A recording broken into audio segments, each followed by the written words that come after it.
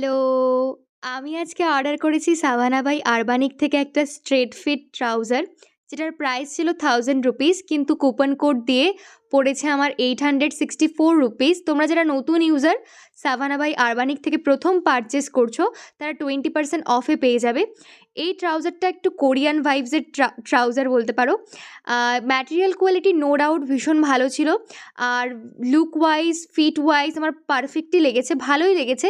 কিন্তু তবুও না আমি কনফিউজড, বুঝতে পারছি না এটা রাখবো কি না? মানে এটা আমার জন্য হিট না এটা মিস কি বলে ওটাকে? Instagram relay. যাই হোক বুঝতে পারছি না।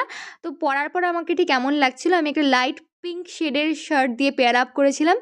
আ বেশ ভালোই লাগছিল অফিসের জন্য একটা মানে প্রফেশনাল লুক আসছিল। তোমরাই বলো আমি কি করব? এটার আমি রাখবো নাকি রিটার্ন করব? তো ভিডিওটা কেমন লাগলো অবশ্যই জানিও। আর কি বলবো? লিঙ্ক চাইলে কমেন্ট করো। বাই।